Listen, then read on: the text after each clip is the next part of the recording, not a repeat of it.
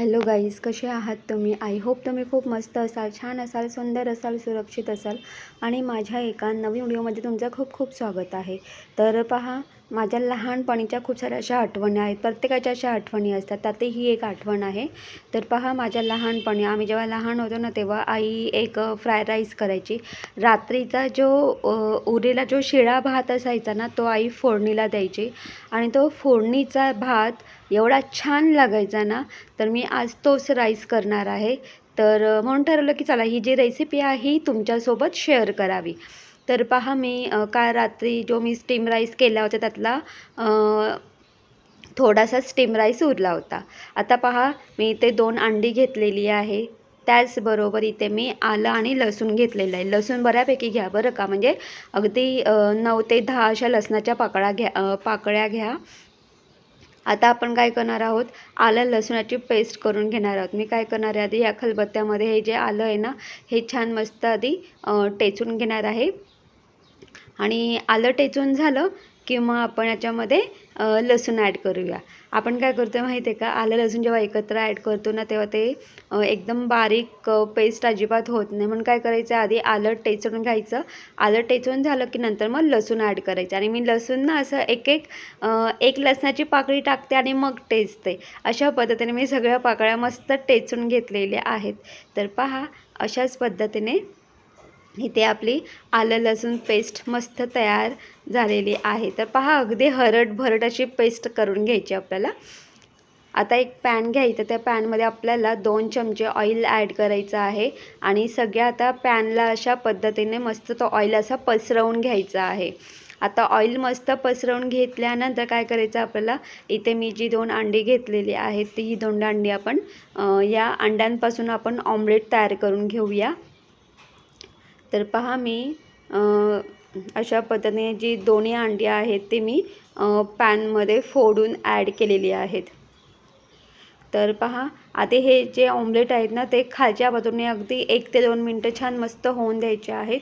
आणि पहा, मी अगदी याच्यावरती ना असं चिमूटभर मीठ असं स्प्रेड करून घेतलेलं आहे. छान मस्त मीठ असं पसरवून घ्यायचं आहे.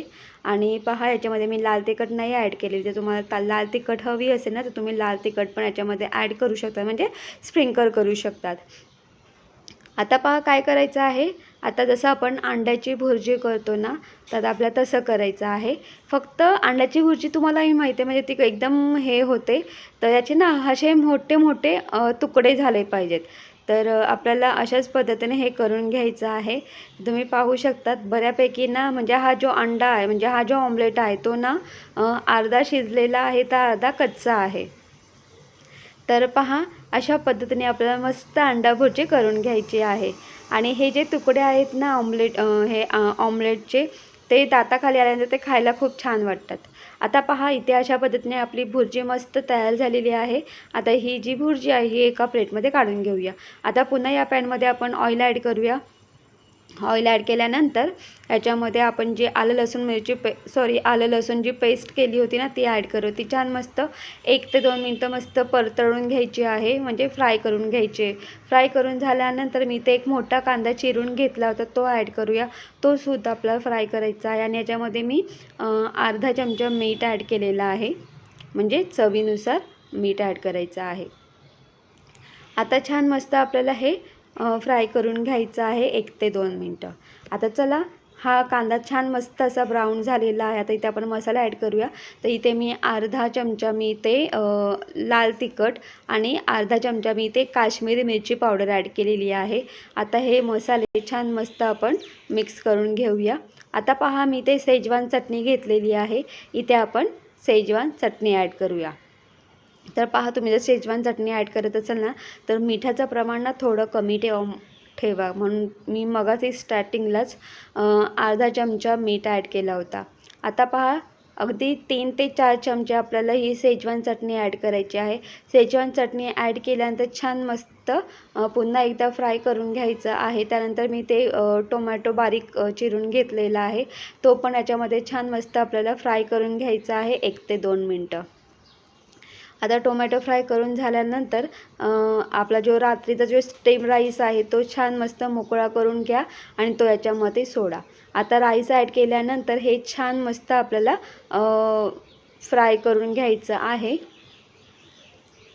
आणि तर तुम्ही पाहू शकता मी अशा पद्धतीने पूर्णपणे हा जो राईस आहे तो फ्राय करून घेतलेला आहे, पूर्णपणे मिक्स करून घेतलेला आहे. तर तुम्ही पाहू शकता आपला जो राईस आहे तो पूर्णपणे असा मोकळा झालेला आहे. आता काय करायचं आहे, आपण जे अंड्याची भुर्जी केली होती ना ती अशी वरतून आपल्याला सोडायची आहे आणि पुन्हा एकदा आपल्याला हे मिक्स करून घ्यायचं आहे. तर जसं मी तुम्हाला बोलले की लहानपणीच्या माझ्या ज्या आठवणी आहेत त्यातली ही एक आठवण आहे. आम्ही जेव्हा लहान होतो तेव्हा लहानपणी रात्रीचा शिळा भात उरला असेल तर आई अशा पद्धतीने आम्हाला राईस फ्राय राईस करून द्यायची आणि तो राईस एवढा टेस्टी लागायचा ना, अप्रतिम लागायचा. आणि खूप दिवसानंतर मला ना म्हणजे जी आठवण झाली की आई आपल्याला लहानपणी असा राईस करून द्यायची आणि म्हणून ठरवलं की चला आपण असा राईस कधीतरी केला पाहिजे, कसं करून खाल्लं पाहिजे नाही का. तर आणि फायनली मी आज ठरवलं की असा राईस करायचा आपण आणि मी तो आज केला.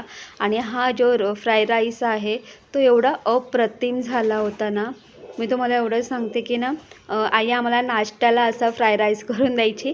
पण आम्ही ना खाताना कसं खायचं माहिती आहे का, जसं आपण जेवण कसं करतो तर असं म्हणजे जेवणासारखं आम्ही तो राईस खायचो.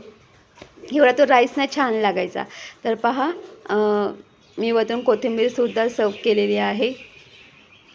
जर तुमच्याकडे सुद्धा असा शिळा राईस उरला असेल तर तुम्ही सुद्धा त्या राईसपासून असा फ्राय राईस नक्कीच बनवून पहा, मुलं आवडीने खातील. आणि तुम्हीसुद्धा ही रेसिपी नक्कीच ट्राय करून पहा. अगदी झटपट अशा पद्धतीने होते आणि कधीकधी ना आपलं असं असतं की जेवणाचा कंटाळा आलेला असतो आणि भाजी काय करायचं याचंही टेन्शन असतं. त्यावेळेस तुम्ही असं काहीतरी वेगळं नक्कीच करू शकतात.